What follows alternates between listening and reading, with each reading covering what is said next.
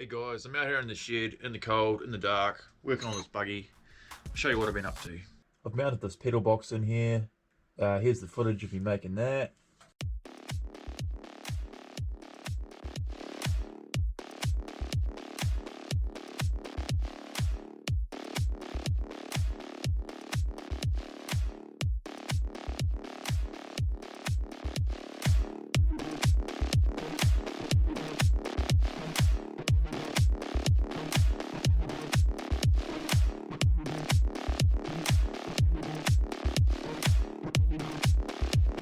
Okay, so I've welded all these off now with the TIG welder, and what I've got to do is put a brace inside the buggy and weld them to it, get the position right, and I might just weld it off instead of making them adjustable because I'm making it to fit me really, aren't I? So I made up this little bracket to hold all the pedals and this little thing to hold the caliper, but I think I've made it up too high, so when you press on it, you know, you only get 10 mil worth of movement, and then the brakes are going to start engaging, so it's going to be too touchy. So I've got to move it down. Okay, I've dropped that down a fair bit and I'm a lot more happy with how that is now.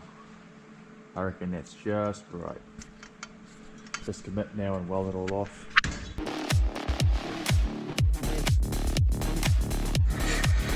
I made up these rods here that are going to connect through to the pedal. I've made this little slot so the cable slips in there and bends around. It's a bit hard to do with one hand, but I'm going to mount that up there, and the same for the throttle on the other side.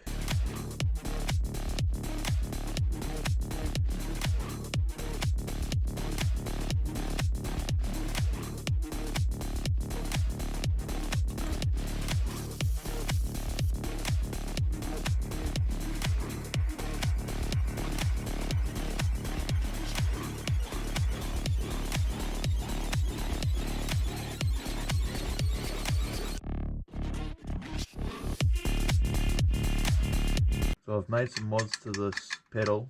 I welded this piece of aluminium pipe off here just to see if this is going to work. And it's sort of about the right position almost, but it's just twisting the pedal up. And I've actually got quite a lot of room here for my foot. So I think if I move this over to about here, and I need to move it down also, probably a bit lower, take it out and show you what's happened. Yeah, so she's pretty twisted. It's just hasn't got the strength.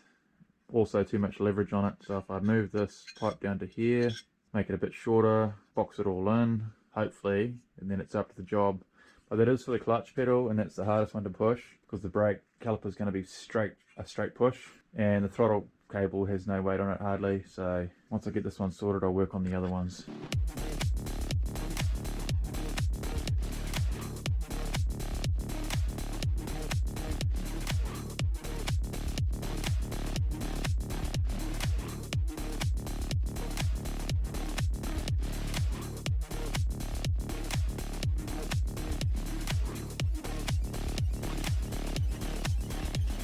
Okay, I've made another bracket on the other side for the throttle cable.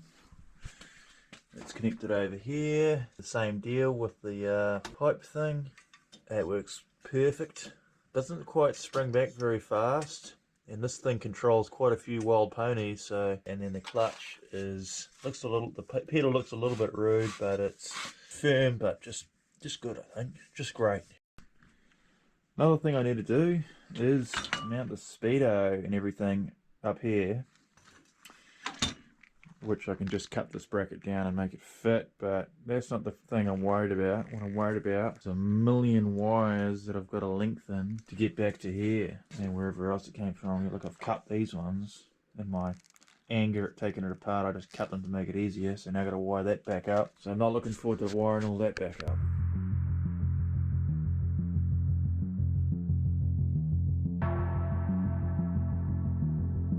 So I've got an ultra dodgy wiring setup going on here.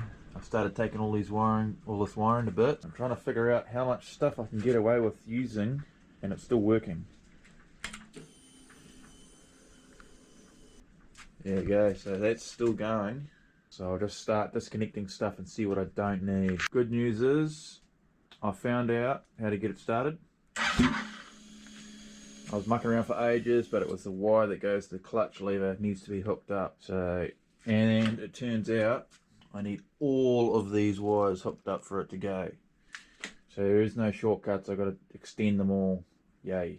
Okay guys, ignore everything I just said. I'm just going to put the speedo here now. I can't be bothered lengthening the wires, and really, do I need a C speedo, which is going to be wrong anyway because I'm changing all the gearing, and then the tachometer. I mean, the speed is always going to be right around here anyway, and the rev counter is going to be always on the rev limiter, so don't even need to see that. And I just put a kill switch here and the start button here too. So getting ready to start it up soon. The exhaust pipe here, this is for the right hand side. It doesn't fit because it hits the swing arm, so I'm going to chop it off here, and I might do the same for the other side.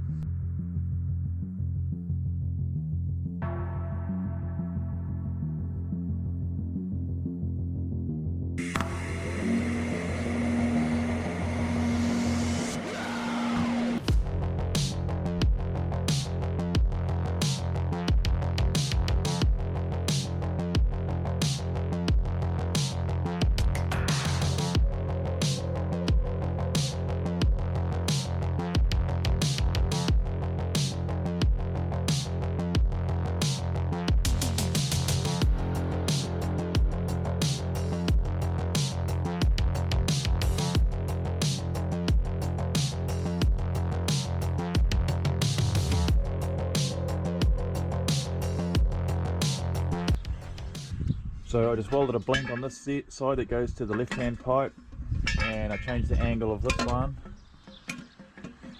so that it'll fit. So let's have a look at that all bolted up. So I've got this one muffler on here, so both exhausts are running through the one muffler, so I might restrict it a bit, but won't be insanely loud. I've got the tank off. I'll show you what the engine looks like. We've got two throttle bodies here. You gotta be careful not to drop tools down here. I think one of the injectors is blocked, but I might just try and run some injector cleaner in the fuel, see if it clears up.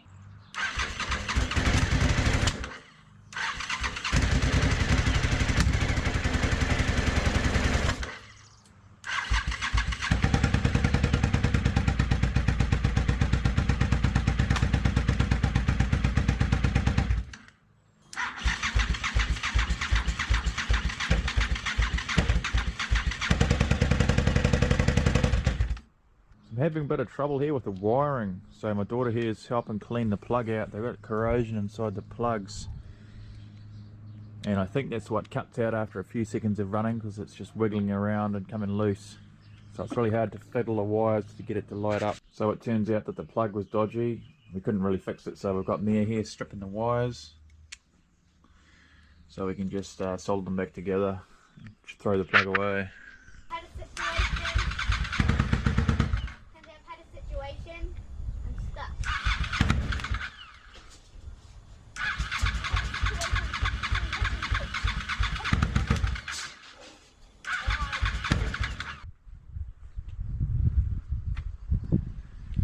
So I've been having more troubles. I think what's wrong is the spark plugs had it, because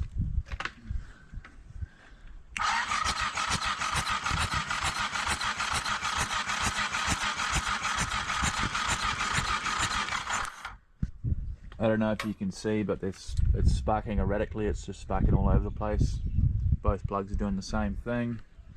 But I blew some air in here and it was blasting fuel at the spark plug hole, so the injectors are clear, I think. And this stupid thing here is a tip over sensor. When you tip it over, this goes up the side and it shorts it. So I've been having troubles with that thing until I've figured out what's going on.